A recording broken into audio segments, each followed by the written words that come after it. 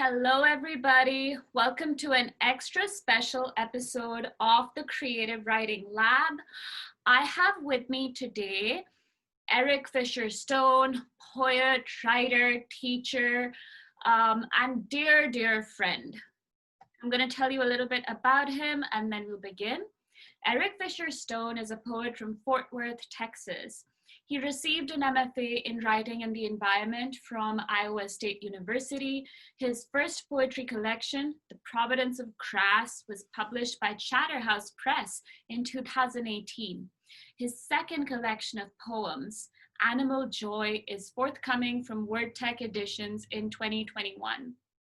His favorite animal is a collared peccary, commonly known as the javelina. Welcome, Eric. Hi. I'm so excited we're getting to talk to you. Just so our viewers, just so our viewers know, Eric's book, The Providence of Grass, is one of my favorite books in the world. It's so gorgeous, it's so beautiful, and I'm so excited for you to hear Eric read us some poems from it and talk to us a little bit. So, okay. Today we will be talking about persona poems. Eric, would you tell us a little bit about persona poems, if you don't mind? Okay, so persona poems are um, different from typical lyric poems. Oftentimes people have the notion that the notion that's often incorrect that the speaker of the poem, the person who says, I experienced this or I experienced that, is autobiographical themselves. A persona poet is different. A poem is different because the persona poem takes the perspective of another person. It doesn't even have to be a person. You can imagine yourself as someone completely different, or some animal or some inanimate object. You can imagine your perspective of someone else completely. So that is a poem, is taking on the personhood of another person, or it doesn't have to be a person. That's what the I is. The I is not necessarily the speaker not necessarily the poet themselves. Wonderful. Why are you drawn to them? What makes you interested in persona poems? Well, I don't like the idea that I am somehow a subject of poetry any more important than anyone else. I think my life is relatively boring, so I would like to imagine myself in someone else's physical space or mental space as well. And that sort of perspective gives the reader empathy to understand, and the poet in creating it. Wonderful. What do you think? What do you think we can learn from persona poems? What do you think they offer the writer and the reader? Um, what I think they offer, well, they do offer the empathy, but they also offer an exploration into another self. We're all trapped by our own physical space, our own flesh and blood.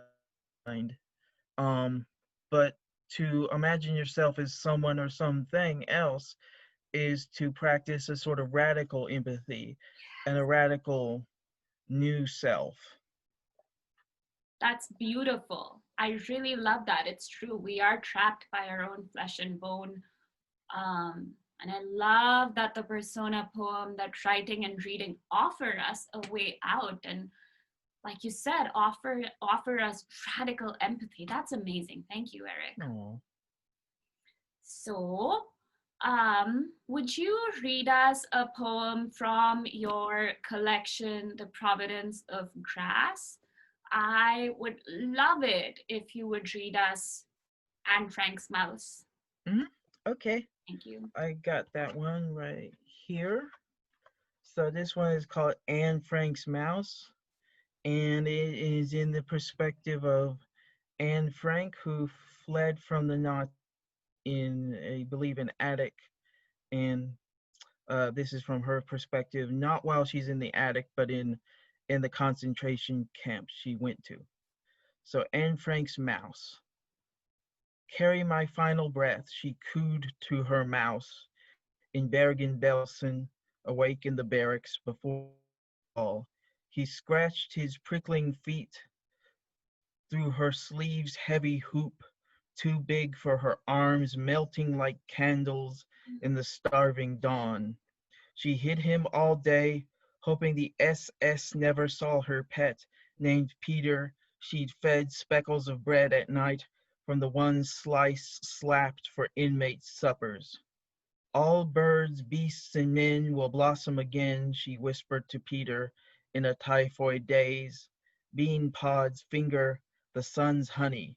Infants like pink clouds fatten with milky rain. Run off when I die, she coughed quietly. Wed a mouse, wreathed with dandelions and rattling brambles. Let sparrows strike stars with flaked moon-drowned wings, and forest winds swirl from the Ardennes bones, oaken roots blasting concrete into dust. Father your blind young with a great whale's freedom. Oh, my heart, you're so wonderful, Eric. I must have read this poem 50 times, all right? Mm, I've taught this poem, I've taught it to children, I've taught it in like college classes. Students have done presentations on it. But again, hearing you read it, I still got chills. It's so mm, beautiful. thank you. Um, I just, the imagery, the language, and with your work, so many times the students have said, I make them read it aloud and they don't understand why until they do. And then they're like, oh, they're fun to say. The way you put the words together, Mm-hmm. they're fun to say. And this is such a moving poem too. That imagery is beautiful, and yet the poem is so, so, so devastating and moving. I was Yeah. curious. Can you talk a little bit about what need this poem was born from? Like, why did you write this beautiful poem? Why did you give Anne Frank a mouse, an imaginary mouse, right? Um, Well, to think, it's hard to think and remember exactly what I was thinking because it's been a couple of years, but I think I often pondered Anne Frank's last words. I think some of the last words in the diary were, um, in spite of everything, people are really good at heart.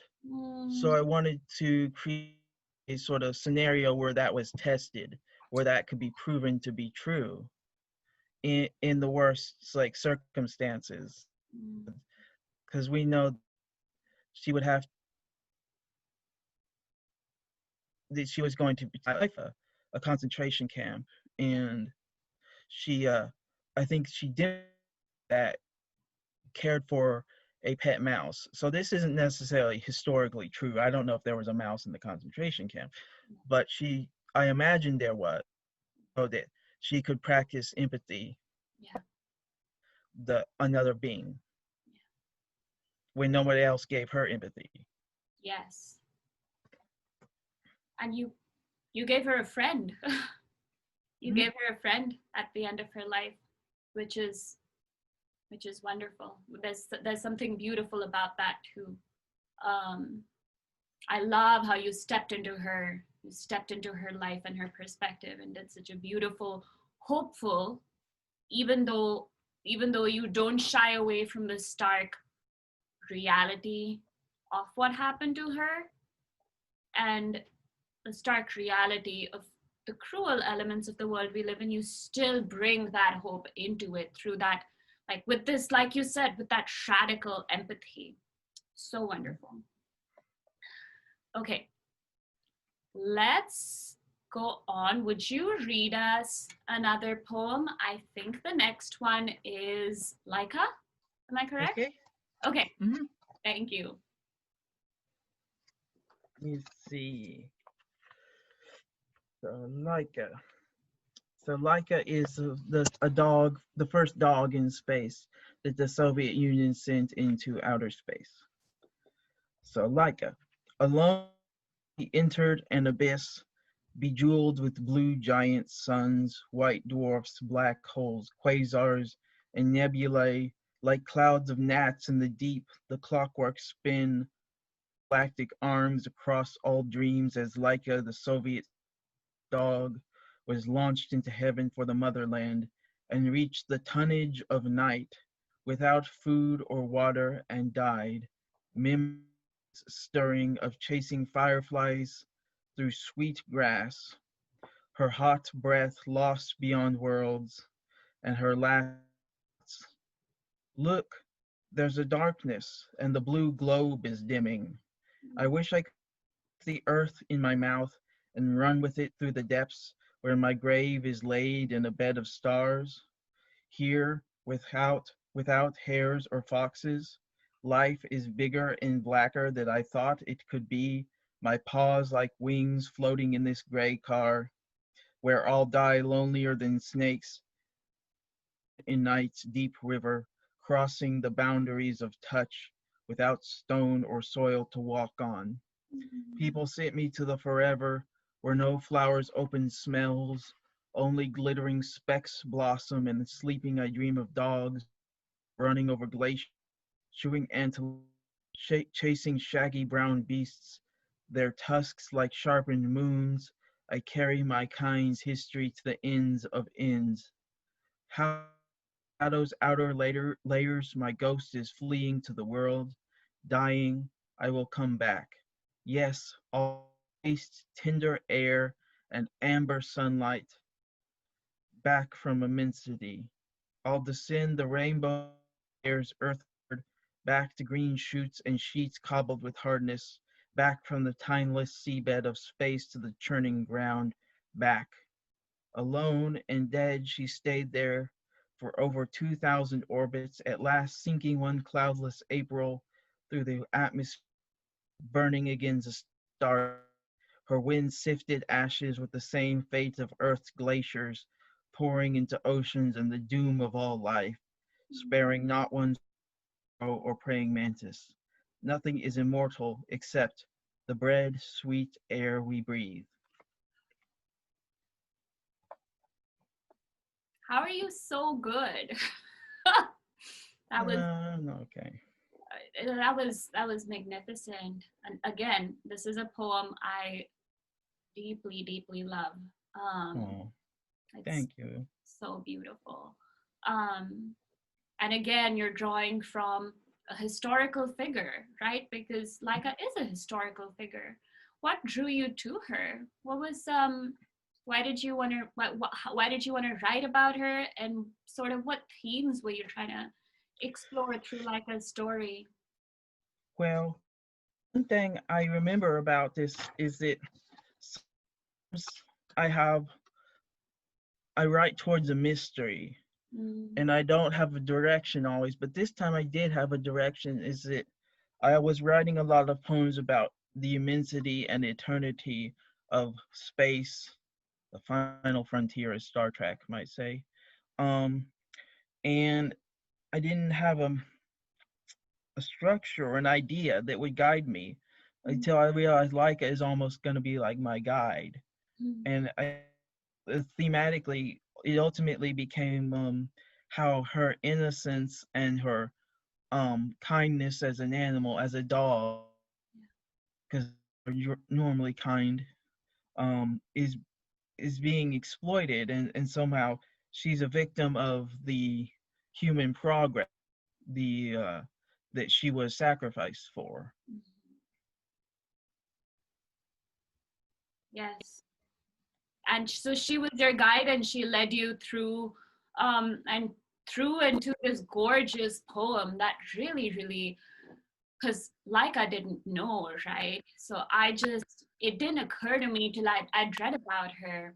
But I don't think when you step into her perspective, right, when the she becomes I, Mhm. uh, you know, and her loneliness, and probably her confusion, not knowing why she was up there. Again, such radical empathy. And it just didn't occur to me till I read this poem. The experience, what Laika's experience must have been like, right?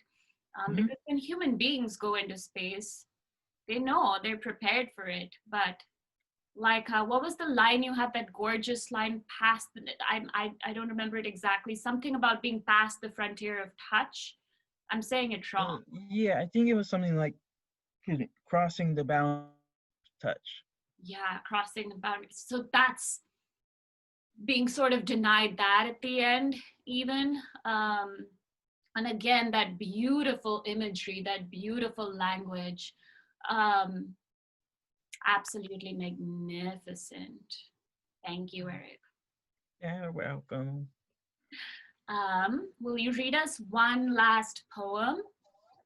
Okay. Thank you. Unfortunately, this one rhymes. Yay! It's called The Ballad of the Sea Turtle. Okay, So, and that's self-explanatory, is what the title's about. The Ballad of the Sea Turtle. exciting. The sea called to me when I hatched. 7 algal tongues, green as eels, whip-lashed out of sunless caverns to thrusting squid and barking seals. I crawled from an egg the shape of the cosmos, one ragged fin, smaller than a fledgling murex washed on a golden island's rim. Barnacle pocked, boiling cockles, the ocean stirs salty corals with flowering anemones and bakeries of oyster pearls. I wandered beyond black humpbacks, howling their drowned hymns in the dark Pacific, bouncing seahorses and ringed starfish mouths suckling park onto white shores where I was born. My mate sowed his seed in my womb, globeful eggs I laid in sand, where my young slid free or to doom. My infant leatherbacks, my sons oaring through the tonnage of the deep, chewed jellyfish, and are hunted by harpooning skiffs, and the seep of oil from the cloven seabed, or gassed tankers greasing birds on slicked plover wings, plastic heat clogging the blue whales, weeping until I cannot hear beach froth, swathing the sea, which always swirled with ballooned octopi heads and maternal care for the world. Gorgeous. Would you do me a favor? Would you read the last line again? It cut Mhm. off just towards the end. I think there was like something. Yeah, it says my internet connection is unstable. I It's can not. read the whole thing again if you want. It no. The rest of it came through perfectly. Just the last line, last two lines maybe. Okay. Thank you. With ballooned octopi heads and maternal care for the world. Mm, wonderful. Thank you. What a, Oh, what an epic, what an epic long journey sea turtles take, right? Um, and I remember I saw them hatch on a beach actually as I was thinking about your poem. I remembered how I saw them hatch, and that started me on writing my novel. Like it was such a magnificent thing to see that I like started writing my novel. wow, I didn't know. Yeah, I kind of forgot until I was thinking about your poem yesterday. Um, you though, what took me almost a novel to capture, you captured a poem It was, so beautifully. What was it like for you to write this poem about their epic journey, about just the experience of being a sea turtle, a female sea turtle, that too? yeah, I think what took me is it kind of like the Laika poem. There's a couple of similarities. One is, yeah, I've heard this phrase, I forget who wrote it, a cage went in search of a bird. Mm, So I had the structure of a ballad. I didn't know what to write the ballad about. So I guess I kind of gravitated towards sea turtles and the sea turtle journey. It's just like the rhyme of the ancient mariners is somewhat of a ballad. This is I decided to write a sort of poorer version of that, where you have the sea turtle as going on its own odyssey, its own Homeric journey, Yes. as sea turtles certainly do in the world, in the ocean. Yes. Amazing. Yeah, I think what's magnificent about your work is one of the many things that's magnificent about your work is how you capture the vast scale of things, of life, um, of this incredible universe. And still, you have those really, really specific, nuanced, particular details. Um, so your work is simultaneously really vast and profound, and then really detailed and deep. And this poem is such a great example of that, because you capture sea turtles can live for so long, right? They see a lot, Mhm. they achieve a lot in their long lives. So you kind of capture that vast span, and yet we also get like kind of what what a specific moment in the life of a sea turtle would be. So, so good. Wonderful. Thank you. Um, I wanted to ask you if you have any advice for young writers, for young poets, any experiences or advice that would be useful to them, that you kind of, maybe if you can think of something also that you wish you'd known when you were starting out? Um, I guess what I wish I knew is that a poet shouldn't be overly invested in misery, Good, particularly their own misery. good. Like it's I I totally agree with writing for social justice. I agree with that, and I agree with all of those things where you point out something wrong with the world. But you don't have to be miserable. You don't have to be an alcoholic, be mentally ill. You just have to go find what your love is and Yeah. write about it. Other words, way I would describe it is find your ghost, find what haunts you, Mm, and then write towards the mystery. that's amazing advice. I too wish somebody had told me when I was younger that you don't have to suffer in order to be a writer. There's nothing glamorous about suffering. We're all going to suffer, and that's Mhm, fine. Like, that's part of being alive, right? But mhm. it's not a prerequisite to being a writer. We should aim to be happy. uh, Yeah, yeah. as much as I like the romantic poets, I did sort of perpetuate Mhm. a mythic image about that's harmful about the poet, Yeah. that they have to be melancholic and depressed all the time. And after the example of Thomas Chatterton, who was a poet who committed suicide, you don't have to do that at all. In Oh. fact, you won't write any poems after you're dead, so don't do that. Don't get drunk. You don't have to take laudanum like Coleridge or any of those things. You just have to find what you love about the world, or what you want to expose about the world. It can be anything, or what haunts you about the world, and write about that. I love that too. Writing, you mentioned curiosity and you mentioned like what haunts us. And I think something that comes in the way of writing or any pursuit is like the idea that we have to know everything Mhm. before being able to write about it, or we have to have a certain amount of knowledge, but that's not true. What we need is curiosity, like you said, and to um the desire to go into that experience, or that knowledge. Yeah, that's really wonderful. That's excellent advice. I love it. Thank you. um Welcome. okay, so Eric has a prompt planned for us today, a Mhm. prompt, an exercise. Would you, and I will do it, I will do it with Eric. I have a notebook. Um, I have no idea what it is. I deliberately didn't kind of look or ask him too much, so it'll be totally fresh to me, as it will be to you, reader viewers, which is kind of exciting. All right, take it away, Eric. Okay, so I've written the prompt. Okay. Let me go get it. Okay. So, okay. So the prompt involves, should it be for 7 minutes? Sure. Up to you. Okay, This is your show. okay.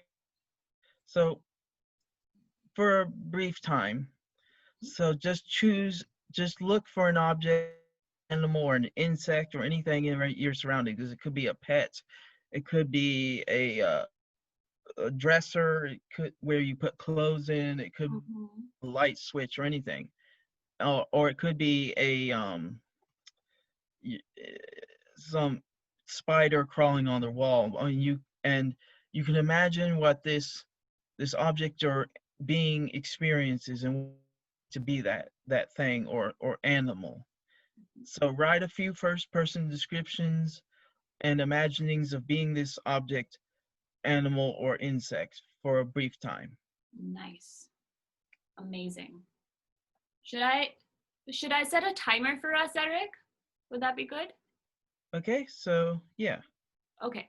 How much time should I set it for? I think 7 minutes is fine. Okay. 1 second. Timer, 7 minutes. Now, I don't know what the alarm for this will sound like, just so you know. Mm-hmm. So if it's kind of scary, my bad. It's okay.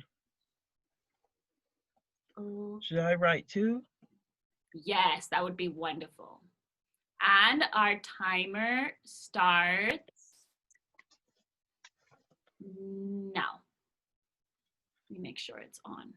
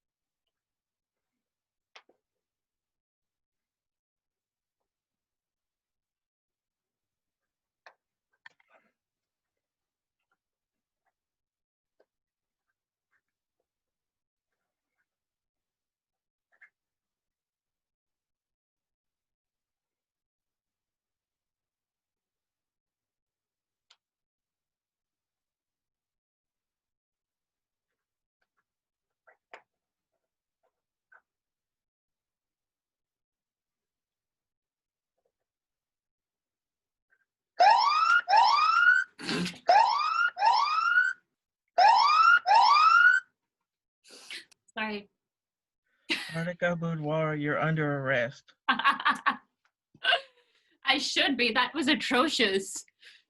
That's okay. Oh, that was so much fun. I really enjoyed it. Do you want to talk Yeah, about I what did you too. wrote about? Okay. Okay, only if you I want to. You don't have to. I always tell my viewers that they don't have to share first drafts with anybody. So only if you. yeah. Yeah, mine's definitely a first draft, but I think it's salvageable Yay! to for one some I really like these exercises because you think you're just gonna write slop, but Yeah. sometimes you figure I could maybe use some maybe. So this is about Elmer, my stuffed triceratops. Ah, So his name is I mean goes or the draft or whatever I wrote, I don't know if it's a poem. I'm a stuffed triceratops, Elmer.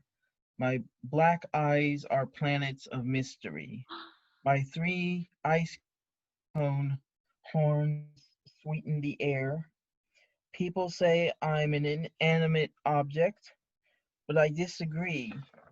Cogito ergo sum. I think, therefore I am. Everything contains a soul, and Rene Descartes is wrong to say that only people can think. I think I love the universe, and my animal friends, and con- my conception of goats, which I've never seen.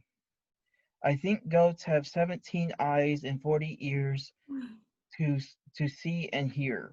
My front shield behind my horns rises like a shamrock on my back. Happy, so happy to be real. I'm speechless. That's your first draft? Oh my Well, god. it was just it was like okay, maybe it would work if I said this, but It's I so good. It makes me angry. It's so good. You're I'm so. sorry. No, I'm kidding. That's beautiful. Yeah, Oh, so usually a cat just got hit the ball this time instead of struck out. So that doesn't always happen. You can't bat 1,000. But I guess I was lucky this time. yeah. Like if I was in the wrong mood or the wrong idea, had the wrong idea, but so that doesn't mean it's going to work every time for a first draft. Yeah, and thank you for sharing that, because it's so important to know. While I was listening to yours, I was like, there is no way I can share any of mine. I cannot follow that. But it's good to illustrate that, first Mhm. drafts can't always be can't always be good or even useful. I don't know if mine's useful, but it was fun. Do you know what I Mhm. mean? Yeah, writing should be fun. Yeah, and so often, I think that's what's nice about doing prompts for me that don't necessarily contribute to my main writing project, because it's nice to just relax and write something because for pleasure or just for a giggle, right? Hmm. Yeah. I Yeah. wrote about Frank. Hmm. Frank, Frank has been with my stepdaughter since she was maybe a year or two old. Look how well she's taken care of Frank. Wow. Yeah. That's so better than the teddy bear I have Yeah. that Well, I've had since that age. you have a few. Your teddy bear has a few years on Frank, because Yeah, I'm old. Sophia's 13. So Okay. by the time she's our age, Yeah. Frank might be. So I wrote about Frank. Let's see. I'm just gonna read bits because I kind of scrawled all across like many pages. That's the difference between prose writers and poets, right? Poets write these like beautiful, condensed, gorgeous pieces, but mine is a sprawl. Okay, so um, let's see. I'll read a little bit.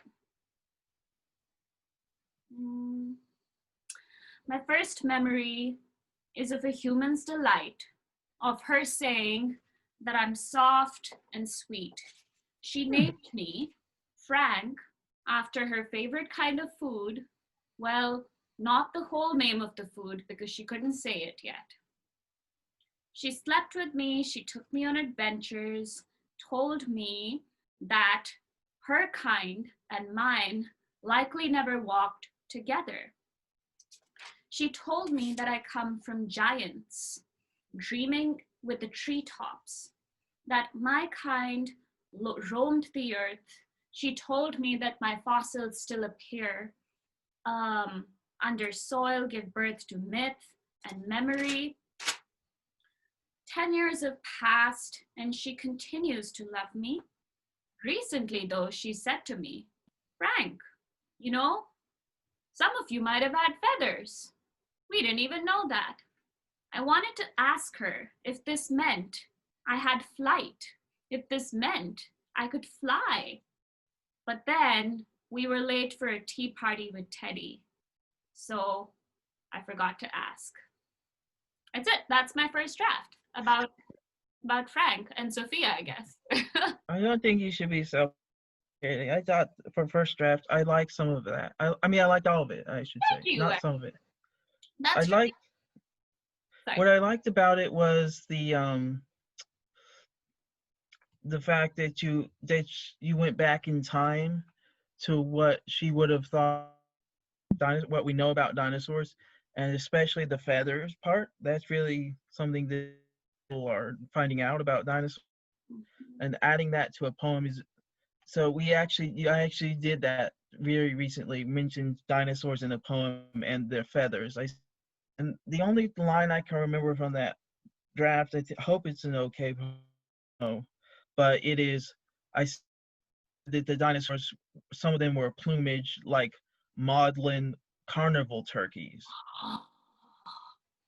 and I thought that was the one image I really liked in that poem. That I, but I think yeah, you pointed out the same thing I did in the poem, so it's I really love that. What was that? Maudlin carnival turkey? Say that again. mm-hmm. That's so good. Maudlin turkeys. Oh, amazing. And that's, I mean, what's fun about first drafts is that it's nice not to have to be good all the time. You know what I mean? It's nice to just do something without worrying about the outcome. Sometimes I would tell my students, and this really freaked them out, right, in the beginning, but I would tell them, okay, your homework is to write a really bad first draft. The worst, like, I want you to deliberately make it really, really terrible, because so many of us don't write because we're afraid of writing badly. So, well, okay, now you've written badly, right? Badly, whatever that means. Often they don't even write a bad first draft. They think they do or they try, but anyway. So, but once that fear is gone because you already did it, it really frees us up to write. Yeah, I love it, and I loved your poem. So much fun. So Yeah, I think that's important because people. I mean, yes, you can be serious if you want to be a good writer. Maybe you do have to take it seriously, but that becomes paradoxical. yes, You take it yourself seriously while writing all the time, you will put pressure on yourself. You won't be able to be creative. It's like performing at any sort of sport. If you're too tense, if you're not relaxed, you won't be able to perform. yeah, And that's the same way with a rough draft. I mean, with the exercise, there's no pressure, and it turns out, as we saw with it maybe mine, that it was a lot of it was salvageable. I think for a second or a third draft. absolutely, absolutely. I think a fun thing to do, and maybe I'll do that another time, would be to look at a first draft and then the final version, kind of seeing what happens in between, just to see how, how the first draft is just, it can just be play, and it can just, it can just be the beginning, and there's all that room, all that time, all that space to develop it. Mm-hmm. So much fun. Thank you for that wonderful prompt. I really, really enjoyed it. Okay. Any any last things you want to say before we go? Before we end this? Um, And it's okay. Thank you for being nice, Kartika, and interviewing me. That Hi. was really nice. Oh, I appreciate it. I loved it. It's so good to see you again. It's so good to talk to you again. And I always learn so much from you, and I always leave. Anytime I hear you read your work, or even just I read your work, I want to write. I'm just so I'm just so moved and transported. So viewers, I'm glad you stayed. I hope you enjoyed the prompt. I just want to let you know. So I mentioned earlier that Eric's next poetry collection, Animal Joy, will be coming out in 2021. In the meanwhile, please go ahead and buy his collection, his first poetry collection, The Providence of Grass. It's on Amazon. Is it on anywhere else, Eric? Or is it It's on Chatterhouse Press's website. okay? So that, yeah. Excellent. So I will put the links below. I bought maybe 3 copies of it. You know why? Because when I lend it out, it doesn't come back. And that's how you know a book is good. Mhm. I've had 2 students, like I lent it to them and they kept it. And I was like, yes, because that's a good sign. Aw, Um, that's it's a nice. it's a beautiful book. All 3 poems that we looked at today were from that collection of poems. So The Providence of Grass, I will put a link below. I'll also put a few links to Eric's poems that are online and free to read. Eric also had earlier in our conversation some recommendations of persona poems that aren't his, that are by other writers. So I'll put those in as well, add a couple of my own. So those links will be at the bottom. Okay. Thank you so much, Eric. Thank you for enriching all of us, all of our lives, and for nourishing our souls, and for loving all the creatures, um, all our human and non-human friends and neighbors. You are so wonderful. Thank you. You're welcome. Bye. Bye. Have a good day.